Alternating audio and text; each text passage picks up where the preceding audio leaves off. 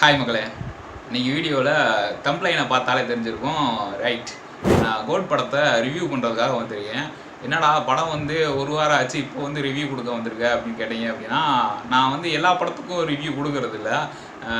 எனக்கா ஒன்று உள்ளுக்குள்ளே சென்டிமெண்ட்டாவோ ஏதோ ஒன்று எனக்கு உறுத்துச்சு அப்படின்னா, அதாவது எனக்கு அங்கே யாரோ அடிபடுறாங்க அப்படின்னு தெரிஞ்சு அப்படின்னா அதுக்கான ரிவ்யூவை நான் கொடுக்கணுன்ட்டு நினைப்பேன். அந்த மாதிரி இந்த படம் பார்த்துட்டு வந்துட்டு வெளியில் ரிவ்யூ பார்க்கும்போது ரொம்பவே நெகட்டிவாக ரொம்ப பேடாக இருந்துச்சு. என்னடா இந்த படத்துக்கு இவ்வளவு நெகட்டிவாக இப்படி பண்ணி வச்சுருக்கீங்க அப்படின்ட்டு இது கண்டிப்பாக நம்ம ரிவ்யூ கொடுத்தே ஆகணும்னு உங்ககிட்ட இதை ஷேர் பண்ணலான்ட்டு வந்திருக்கேன்.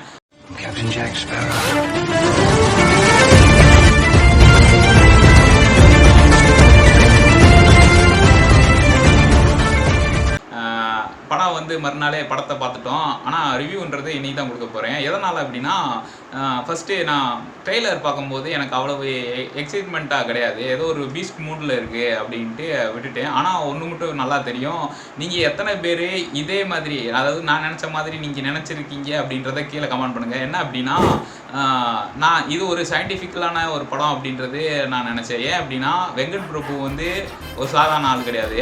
இதுக்கு முன்னாடி படம் பார்த்தீங்கன்னா மாநாட்டில் எப்படி ஒரு வித்தியாசமான ஒரு கிரியேட்டிவ் கொடுத்துருப்பாரோ, இப்போ பண்ணக்கூடிய படம் அதே மாதிரி சாதாரணமாக பண்ணிடக்கூடாது அப்படின்னு உறுதியாக இருப்பார். அது எனக்கு தெரியும். அப்போ இதில் அதோட ஒரு அட்வான்ஸாக போய் மேலே தான் யோசிச்சுருப்பார். அப்படி ஒரு பட்சத்தில் இது ஒரு சயின்டிஃபிக்கலான ஒரு படமாக இருக்குன்னு எனக்கு முதல்ல தெரிஞ்சிருச்சு.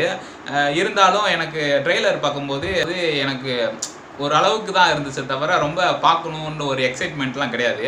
பாட்டும் ரிலீஸ் ஆச்சு. பாட்டை வந்து நான் முழுசாகவே கேட்கல, சரின்ட்டு விட்டாச்சு. ரொம்ப எக்ஸைட்மெண்ட்டுக்குள்ளெலாம் நான் போகலை. ஆனால் திடீர்னு படத்துக்கு ஃப்ரெண்ட்ஸு கூப்பிட்றாங்கன்னு சொல்லிட்டு சரி போக வேண்டிய ஒரு சூழலாக இருந்துச்சு. நம்மளும் விஜய் ஃபேன் அப்படி இருந்தனால சரின்னு ஒரு எக்ஸைட்மெண்ட்டில் படம் பார்க்குறதுக்கு போனேன். விஜய் ஃபேனாக இருந்தையா, அப்போ இப்போ என்ன செய்கிற அப்படின்னு கேட்டீங்க அப்படின்னா, இப்போ கொஞ்சம் இப்போ மெச்சூர்ட் ஆகிட்டோம் இல்லையா, எல்லா படமே பிடிக்குது, எல்லாத்துக்கும் ரசிகராக இருக்கும். அதனால் நியூட்ரல் அப்படி படம் பார்க்க போனேன். படம் பார்க்க போயிட்டு ஃபஸ்ட் எடுத்தோடனே படம் ஸ்டார்டிங் ஆரம்பிச்சிருக்கு. ஸ்டார்டிங்லேயே விஷுவலை பார்த்துட்டு ஒரு ஹாலிவுட் ரேஞ்சில் கேமரா ஆங்கிள் வச்சுருந்தாங்க. பார்த்தோன்னே ரொம்ப பரவாயில்லையே அப்படின்ட்டு இருந்துச்சு. படம் ஸ்டார்ட் ஆயிடுச்சு.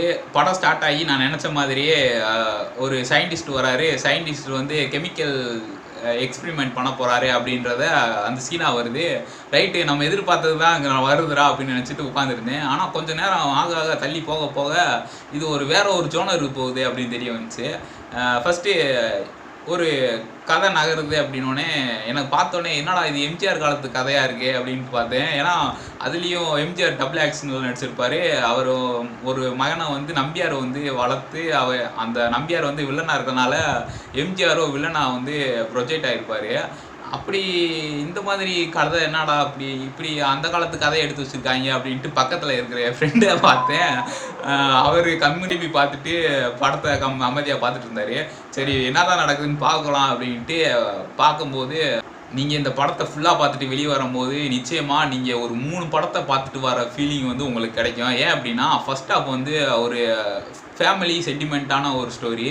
அது ரொம்ப கலகலப்பாக என்ஜாய்மெண்ட்டாக ஒரு ஃபீலிங்கு எல்லாம் கலந்து ஒரு ஃபேமிலிக்காகவே ஒரு செஞ்சு வச்ச மாதிரி அது மட்டும் ஒரு படமாக இருக்கும். அப்படியே செகண்ட் ஹாஃப் பார்த்தீங்க அப்படின்னா அது டோட்டலாக வேறு மாதிரி இருக்கும். நீங்கள் ஃபஸ்ட் ஹாஃபே மறந்துட்டு நீங்கள் செகண்ட் ஹாஃப்குள்ளே மூழ்கி போயிருங்க, வேறு ஒரு படத்துக்கு போன மாதிரி ஒரு ஃபீலுக்கு வரும். அதே கிளைமேக்ஸ் போனீங்க அப்படின்னா அது அதுக்கடுத்த கட்டத்துக்கு போயிடும். அது இன்னும் கொஞ்சம் ஒரு படி மேலே போய் அது இந்த ரசிகருக்கான கொண்டாட்டமான ஒரு படமாக இருக்கும். அப்படி ஒரு படத்தை பார்க்குறீங்கன்னா ஒரு 3 படத்தை பார்த்ததுக்கான ஒரு திருப்தி வந்து இந்த படத்தில் கிடைக்கும். ரைட், படத்தில் நடித்தவங்களை பற்றி கண்டிப்பாக பேசியானோம். ஃபஸ்ட் ஹாஃபில் கதை நடக்கும்போது விஜய் வந்து கேரக்டர் வந்து கொஞ்சம் விஜயே ஒரு தூக்கி சாப்பிட்ற மாதிரி ஒரு கேரக்டர் இருந்துச்சு. என்ன கேரக்டர் அப்படின்னா, ஸ்னேகா அக்கா கேரக்டரு. இவங்களை பற்றி சொல்லியானோம். அவங்களோட ஆக்டிங் வந்து பிரமாதமாக இருக்கும். நம்ம பார்க்கும்போது நம்மளே அந்த வீட்டில் இருக்கிற ஒரு ஆளாக நினச்சி நம்ம ஃபீல் பண்ணுற அளவுக்கு ரொம்ப ரியலிஸ்டிக்காக ஒரு அக்கா அவங்க இருந்தால் வீட்டில் எப்படி இருக்கும் அப்படின்ற அளவுக்கு நம்மளை ஃபீல் பண்ண வைப்பாங்க. அந்த அளவுக்கு ரொம்ப சூப்பராக, அதாவது இவ்வளவு நாள் அவங்க கேப் எடுத்துட்டு உள்ளே வராங்கன்னும் போது அவங்களோட ஆக்டிங் வந்து கொஞ்சம் கம்மியாகிறதுக்கு வாய்ப்பு இருக்குது. இருந்தாலும் இந்த படத்தில் பார்க்கும்போது விஜயவே ஒரு படி மேலே போய் இந்த படத்தில் நடிச்சிருப்பாங்க ஃபர்ஸ்ட் ஹாஃபில். அப்புறம் விஜய்க்கு ப்ளஸ் அதிகமான ப்ளஸ் என்ன அப்படின்னு பார்த்தீங்கன்னா எமோஷன் தான். ஆனால் ஃபஸ்ட்டு எடுத்தோடனே ஒரு எமோஷன் சீன் வரும். அந்த எமோஷன் சீனில் விஜய் வந்து டவுனாக இருப்பார். அதாவது எனக்கு வந்து விஜயை பார்க்கும்போது எமோஷன் சீன் வந்து எனக்கு எமோஷன் ஆகலை. எதனால் அப்படின்னா விஜய் ஃபேஸவே கேமரா ஃபோக்கஸில் இருக்காது, சைடில் ஆங்கிளில் இருக்கும், அப்புறம் கீழே குனிஞ்ச மாதிரி இருப்பார். அதனால் அந்த ஃபீலிங் வந்து நமக்குள்ளே கனெக்ட் ஆகாது. ஃபர்ஸ்ட் ஹாஃப் சொல்லிட்டு இருக்கேன் இது. ஆனால் நல்லா மற்ற கேரக்டர்ஸ்லாம் பின்னி எடுத்திருக்கோம். பிரபுதேவாலாம் ஒரு மூமெண்ட் போட்டிருப்பாரு அந்த படத்தில். படம் பார்த்துருந்தீங்கன்னா தெரியும். படம் பார்க்காதவங்க போய் பாருங்கள். அந்த சீன் முடிஞ்சு ஒரு 2-3 சீன் தள்ளி போயிடுச்சு. தள்ளி போன பின்னாடி நினச்சி சிரிச்சுட்டு இருந்தோம். அந்த அளவுக்கு ஒரு பயங்கரமான ஒரு மூமெண்ட்டை பிரபுதேவா போட்டிருந்தாரு. இப்போ நினச்சாலும் சிரிப்பு வருது. மற்ற கேரக்டர்ஸ்லாம் செம்மையாக பண்ணியிருந்துச்சு. அப்படியே செகண்ட் ஹாஃப் வருது. செகண்ட் ஹாஃபில் விஜய் யாரா இவர் அப்படின்ட்டு ஒரு வேற மாதிரி இது வரைக்கும் இத்தனை வருஷ படத்துலயே பார்க்காத ஒரு விஜயை வந்து நம்ம கொண்டு வந்து காமிச்சிருப்பாரு. இவ்வளவு நாள் எங்கடா இருந்தார் இவர் அப்படின்னு நம்ம யோசிச்சுருக்கேன்னு. நான் இப்படிப்பட்ட ஒரு விஜயா போன லியோ படத்தில் ஒரு வித்தியாசமான ஒரு கேரக்டரில் பார்த்தேன். அதுக்கப்புறம் இந்த படத்தில் பார்க்குறேன்.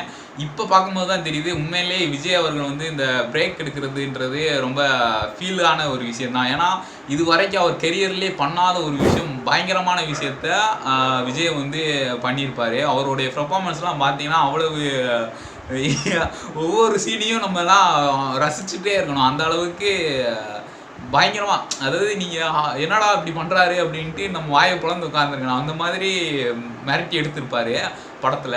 இதை விட ஒரு கேரக்டர் இருக்கும். அதாவது ட்ரெயினில் ஒரு கேரக்டர் வந்து சண்டை போட்டிருக்கும். விஜய் அவர்கள் கூட ஒரு கேரக்டர் சண்டை போடும். படம் பார்க்காதவர்களுக்கு சொல்லிட்டு இருக்கேன்.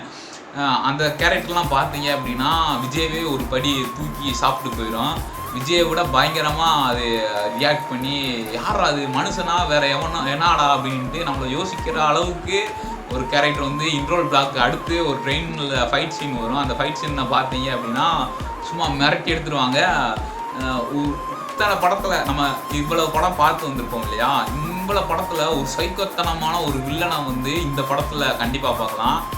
இந்த வில்லன் வந்து நம்ம பார்க்கும்போதே என்னடா இப்படி இல்லாமடா இருப்பீங்க அப்படின்னு நம்மளுக்கே ஒரு யாராய்வேன் அப்படின்ற நான் கேட்குற மாதிரியான ஒரு நிகழ்வை வந்து அந்த ஒரு ஆக்டர் வந்து கொடுத்துருப்பாரு. அந்த ஆக்டர் யாருன்னு நீங்கள் போய் படத்தை பார்த்து தெரிஞ்சுக்கோங்க.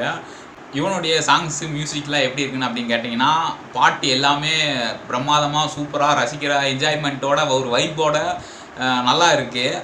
ஆனால் பின்னாடி இருக்கிற பேக்ரவுண்ட் மியூசிக் பார்த்தீங்க அப்படின்னா ஒரு 2 இடத்துல மட்டும்தான் நம்மளுக்கு கொஞ்சம் புதுசு அப்படின்ற மாதிரி எனக்கு தெரிஞ்சிச்சு. மற்ற எல்லாமே நார்மலாக மற்ற படத்துங்களில் பார்த்த ஒரு பேக்ரவுண்ட் மியூசிக் தான் ஓடிட்டு இருந்துச்சு. ஒரு 2 இடத்துல மட்டும் கொஞ்சம் பயங்கரமாக ஒரு வேலை நடந்திருக்கு அப்படின்றது தெரிஞ்சு. மற்ற பாட்டுக்கெலாம் கொஞ்சம் குறைச்சலே இல்லை, தாறுமாறாக நீங்கள் ரொம்ப வைப் பண்ணுற அளவுக்கான சாங்ஸாக இருக்குது. அதுலேயும் அந்த சின்ன சின்ன கண்கள் அந்த சாங்லாம் உண்மையிலே ஒரு நெஞ்சை லைட்டாக தொட்டுட்டு போயிடும். அந்த மாதிரி சாங்காக பண்ணியிருக்காங்க. இன்னும் குறை என்ன அப்படின்னா விஜய் அவர்களை வந்து ஒரு 18 வயசு பையனாக காமிச்சிருப்பாங்க. அந்த சீனில் வந்துட்டு விஜய் அவர்களுடைய ஃபேஸ் வந்து கரெக்டாக மேட்சிங்காக இருக்காது. ஒய்சிடி பொம்மையை பார்த்த மாதிரி இருக்கும். அப்புறம் அதுக்கு ஏற்ற ஒரு வாய்ஸும் இருக்காது, ரொம்ப மெச்சூர்டாக இருக்கும். இது மட்டும் தான் மைனஸாக எனக்கு தெரிஞ்சிச்சு. அது மட்டும் இல்லாமல் இந்த படத்தை ஹோலாக பார்க்கும்போது இது ஒரு விஷயமே இல்லை. ஏன்னா சின்ன சீனு, அதனால் இது அவ்வளோ பெருசாக தெரியாது. மொத்தம் படத்தோட டைம் டியூரேஷன் எவ்வளோன்னு பார்த்தீங்கன்னா 3 மணி நேரம். அதனால் படம் வந்து ரொம்ப ஸ்லோவாக இருக்கா அப்படின்னு கேட்டிங்கன்னா இல்லை, அப்படிலாம் ஒரு இடத்துலையும் ஃபீல் பண்ண மாட்டோம். ஆனால் நம்ம மைண்ட் செட் வந்து 2.5 நேரத்துக்கு தான் பழகிருக்கு. அப்படின்னால கரெக்டாக 2.5 நேரம் வரதுக்கு முன்னாடியேவும் படம் முடிய போகுது அப்படின்ற மைண்ட் செட்டுக்கு வந்து நம்ம வந்துடுவோம். அந்த நேரத்தில் இன்னும் படம் மூவ் ஆகிட்டு இருக்கும்போது இன்னும் படம் முடியலையா அப்படின்ற ஒரு மாதிரி நம்மளை வந்து யோசிக்க தோணும். அப்போ வந்து ஒரு சர்ப்ரைசிங்கான ஒரு சீனு, வைபான சீன்ஸை வச்சு திரும்பியும் படத்துக்குள்ளே கொண்டு போயிடறாங்க. ஸோ அந்த விதத்தில் படம் வந்து நம்மளுக்கு வந்து ரொம்ப இழுக்கிறாங்க அப்படின்ற மாதிரி ஃபீல் ஆகாது. இருந்தாலும் ஒரு படத்தை ஒரு 2.25 மணி நேரத்தில் முடிக்கிற மாதிரிக்கு இருந்திருந்தா இன்னும் கொஞ்சம் நல்லா இருந்திருக்கும். நான் முன்னாடி சொன்னேன் இல்லையா, அதாவது இது ஒரு ஃபேமிலி என்டர்டைன்மெண்ட்டான ஒரு படம் அப்படின்னு சொல்லிட்டு ஃபர்ஸ்ட் ஹாஃப் போயிட்டுருக்கு அப்படின்னு உட்காந்துட்டு இருப்போம் இல்லையா. அப்படியே செகண்ட் ஹாஃப் பார்க்கும்போது வெங்கட் பிரபு வந்து ஒரு பயங்கரமான ஒரு மேஜிக் போட்டிருப்பாரு. அதாவது நீங்கள் ஃபர்ஸ்ட் ஹாஃபே மறந்துடுவீங்க. அந்த அளவுக்கு செகண்ட் ஹாஃபோட கதை வந்து வேற ஒரு இடத்துக்கு கூட்டு போயிட்டு இருக்கோம். அது இதை பார்த்துட்டு இருக்கும்போது நீங்கள் ஃபர்ஸ்ட் ஹாஃப்லாம் நீங்கள் டோட்டலாக மறந்துட்டு இந்த ஒரு வேற ஜோனருக்கு வந்துடுவீங்க. அப்படியே அதாவது கிளைமேக்ஸ் ஒரு சீன் இருக்கும். அந்த சீன்லாம் ஒரு 20 நிமிஷம் சீனு. அந்த சீனில் வந்து இன்னும் நீங்கள் வேற ஒரு ஜோனர் வேற ஜோனர் ஒரு படம் வந்து எப்படி டேன் ஆகி போகுது அப்படின்றது அது அந்த கட்டத்தில் இருக்கும். உண்மையிலே வெங்கட் பிரபு வந்து பாராட்டியாகனா அவ்வளவு ஒர்க் பண்ணியிருக்காங்க. நினச்ச மாதிரியே கடைசியில் ஒரு ட்விஸ்ட் இருக்கும். அந்த ட்விஸ்ட்டு வந்துட்டு நீங்கள் படம் பார்க்கும்போது தான் உங்களுக்கு அது எக்ஸைட்மெண்ட்டாக இருக்கும். அதை வந்து இதில் நான் ரிவ்யூ பண்ண விரும்பலை. நான் இந்த ரிவ்யூ கொடுக்கறதுக்கான காரணம் என்ன அப்படின்னா, நான் ஃபஸ்ட்டு படம் பார்க்குறதுக்கு முன்னாடி ஃப்ரெண்டு சொன்னது என்னன்னா, படத்தை பற்றி நெகட்டிவான கமெண்ட்ஸ் வருது அப்படின்னு சொன்னேன். இப்போ என்னடா அப்படின்னா, வா பார்ப்போம் அப்படின்ட்டு போய் பார்த்துட்டு வந்தோம்.